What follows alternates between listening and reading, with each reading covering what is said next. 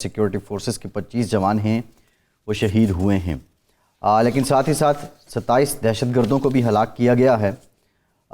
वली तंगी में, मियाँवाली में, चित्राल में, टांक में दहशतगर्दों की कार्रवाइयों को नाकाम भी बनाया गया है।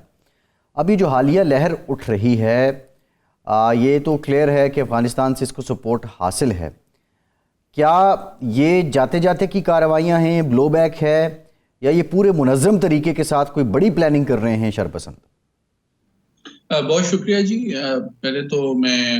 आपके तवस्सुत से मैं अपने जो पाकिस्तान फौज के जवान, अफसर, इंटेलिजेंस ऑफिशियल्स और लॉ एनफोर्समेंट एजेंसी के जो लोग हैं उनको खराज अकीदत पेश करना चाहूँगा कि जो अपनी हर वक्त मुल्क कौम की सलामती के लिए जान निछावर करने के लिए तैयार रहते हैं। तो पाकिस्तान की पूरी कौम की जानिब से हम उनको सलाम पेश करते हैं। दूसरा पहलू जो है वो ये है कि यकीनन जो इस खित्ते की तस्वीराती सूरत हाल है इस वक्त, और जो पाकिस्तान इस वक्त इस्तेहकाम, खुशहाली और तरक्की और ये रीजन जो है वो कनेक्टिविटी के तवस्सुत से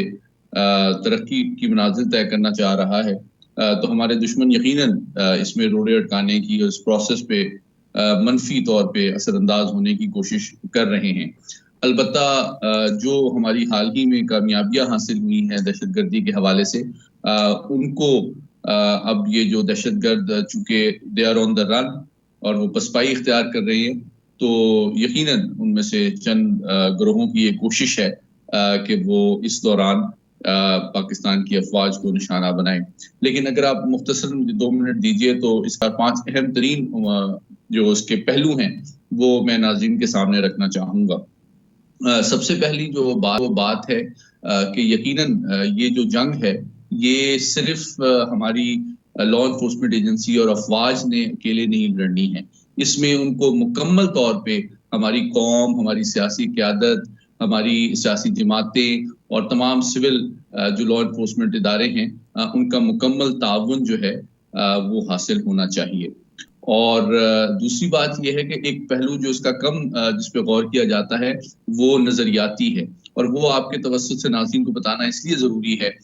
कि पैगाम पाकिस्तान के तवस्सुत से, जैसा कि आप जानते हैं कि पाकिस्तान के तमाम मकातब फ़िक्र के जय्यद उलमा ने इन दहशतगर्द हमलों को हराम करार दिया था और इसके खिलाफ फतवा भी मौजूद है, और ये जिससे ये बात साबित होती है कि इन दहशतगर्द तंजीमों का इस्लाम से कोई ताल्लुक नहीं है और ना सिर्फ पाकिस्तान बल्कि इस्लाम के भी दुश्मन हैं। तो ये पैगाम जो है आपके तवस्सुत से तमाम मसाजिद में, इमाम बारगाहों में, मदारिस में और दीनी दरसगाहों में पहुंचना चाहिए, ताकि हम आपस में कोई ऐसी गलत फहमी और गैप ना आने दें जिसको दहशतगर्द इस्तेमाल कर सके। ये पहला पहलू है। दूसरा पहलू जो है वो बदकिस्मती से सिफारती है, जिस तरह के आपने भी हवाला दिया कि बदकिस्मती से बदस्तूर अफगानिस्तान की सरजमीन जो है दहशतगर्द तंजीमें इस्तेमाल कर रही हैं इन हमलों के हवाले से। और जो तीसरा पहलू है वो कानूनी है, और ये एक बड़ा लम्हे फिक्रिया है कि जब हमारे जो जवान और अफसर हैं वो इतने बड़े पैमाने पे शहादतें दे रहे हैं और दहशतगर्द तंजीमों के हवाले से जो मिलिट्री कोर्ट्स के खात्मे की बात इस वक्त चल रही है, मैं समझता हूं कि ये लम्हा फिक्रिया है कि क्या उनको जो सिविलियन अदालतें हैं वो बर वक्त और भरपूर अंदाज में सजा देने और कानून के कटहरे में ला के करार वाकई सजा देने में कामयाब हैं या नहीं। ये उसका तीसरा पहलू है। चौथा पहलू उसका माली इमदाद के हवाले से है, जिसके लिए हमें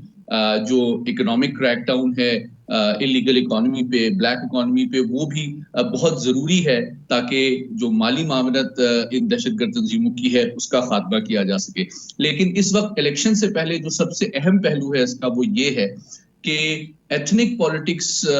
के हवाले से वो सियासी जमातें जो कि इस वक्त एक गैर मुहतात बयानियां बना रही हैं कि हम इलीगल जो अफगानी पाकिस्तान में मौजूद हैं उनकी बाज़ाब्ता और बाइज्जत वापसी का जो अमल है उस पे असरअंदाज होने की जो कोशिश है, यकीनन वो पाकिस्तान के कौमी सलामती के तकाज़ों से मुताबिकत नहीं रखती। और मैं ये तवक्को करूंगा और आपके थ्रू अपील भी करूंगा कि इलेक्शन के हवाले से उससे पहले तमाम सियासी जमातें जो हैं वो अपने शॉर्ट टर्म इलेक्टोरल पॉलिटिक्स के लिए, एथनिक पॉलिटिक्स ना करें, और ये जो कौमी सलामती के अहम तरीन ज़रूरियात और तकाजे हैं कि तमाम गैर मुल्की जो गैर कानूनी तौर पे पाकिस्तान में मुकीम हैं या जाली दस्तावेजात पे यहाँ रह रहे हैं, उनका पाकिस्तान से वापस जाना पाकिस्तान की कौमी सलामती के लिए एक अहम तरीन ज़रूरत है। अच्छा मोहम्मद अली साहब, एक तो मकसद ये नज़र आ रहा है दुश्मन का जो भी है कि हमारे यहाँ जो सियासी इस्तेहकाम है या माशी इस्तेहकाम है वो ना आ सके, लेकिन क्या इसका मकसद इलेक्शन का अल्तवा भी है? क्योंकि तवक्को ये की जा रही है कि जब वो अवाम के मुंतखब नुमाइंदे आएंगे तो मज़ीद इस्तेहकाम आएगा और इस पॉलिसी को आगे बढ़ाया जाएगा, ये भी मकसद है उनका? देखिए, मैं इस हवाले से ये कहूँगा कि यकीनन जो हमारे दुश्मन हैं वो चाहते हैं कि पाकिस्तान के खिलाफ, चूंकि आप जानते हैं कि हाइब्रिड वॉर है या जिसको 5th जनरेशन वॉरफेयर कहा जाता है, जिसका मकसद ये है कि पाकिस्तान को सियासी तौर पर मुस्तहकम, माशी तौर पर मजबूत और सिफारती तौर पर मुअस्सर ना बनने दिया जाए। तो इस हवाले से वो कोई मौका हाथ से जाने नहीं देते। इसलिए बहुत जरूरी है कि आपके जरिए से, आपके तवस्सुत से ये आवाज और ये पैगाम पाकिस्तान के हर कोने और हर शहरी तक पहुंचे कि इस वक्त तमाम हमारे जो सियासी जमातें हैं उनके लिए जरूरी है अपने सियासी मफाद में भी, पाकिस्तान के कौमी सलामती के तकाजों के हवाले से भी, और मैं समझता हूं कि पाकिस्तान की फौज को भी ये तवक्को है कि वो तमाम बाहमी इख्तलाफात जो है उनको कौमी सलामती के हवाले से जो तकाजे हैं उन पर असरअंदाज ना होने दें और कोई ऐसा कदम ना उठाएं, ऐसा बयानिया ना मुरतब करें और ऐसी सोच को परवान ना करने दें जिसका फायदा हमारे दुश्मन चाहे मुल्क के अंदर हो या बाहर वो उठा सके। सही है। ये जब 2015 में, 16 में, 14 में उस वक्त ये बहुत मामला बढ़ा, ऑपरेशन ज़रब अज़ब हुआ, तो एक इत्तेफाक राय कौमी पैदा हुआ। ये पैगाम पाकिस्तान भी उससे सिलसिल कड़ी है। एक नेशनल एक्शन प्लान वजूद में आया जिसके दो नुक्ते बड़े अहम थे। एक तो ये था कि जो सिविल इदारे हैं उनको मजबूत किया जाएगा ताकि वो मुकाबला करें इस सूरत हाल का। उसमें काफ़ी सारी कोताहियाँ हुई, कमज़ोरी हुई। सिविल इदारे आज भी पाक फ़ौज मुकाबला कर रही है पूरे तन मन धन से। और दूसरा उसका जो पहलू था वो पैगाम पाकिस्तान था कि एक हम आहंगी हमने सियासी, समाजी, मजहबी, लिसानी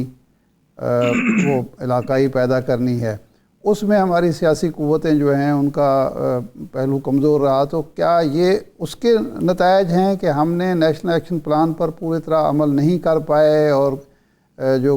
उसकी कैपेसिटी बिल्डिंग थी सिविल इदारों की नहीं की, तो उसका भी हमें खमियाजा भुगतना पड़ रहा है? बहुत अहम सवाल किया आपने। मैं समझता हूं कि ये एक अफसोसनाक हकीकत है कि 2018 से लेके 2022 के दौरान नेशनल एक्शन प्लान के हवाले से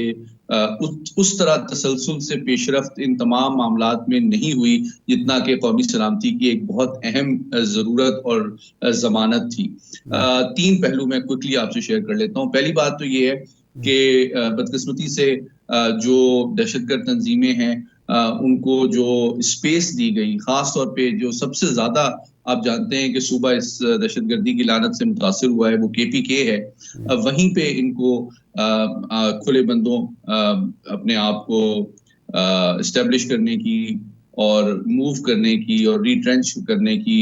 इजाज़त मिली, जिसकी वजह से उन्होंने उस वक्त को और उस सहूलत को इस्तेमाल किया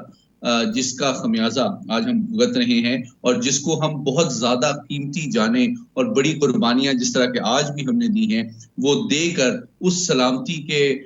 जो हुसूल हम बहुत पहले कर चुके थे उसको कुछ गैर जिम्मेदाराना फैसलों और पॉलिसियों की भेंट चढ़ा दिया गया। ये बहुत अफसोसनाक बात है जो मैं आपके तवस्सुत से कह रहा हूँ। और दूसरा पहलू ये है कि यकीनन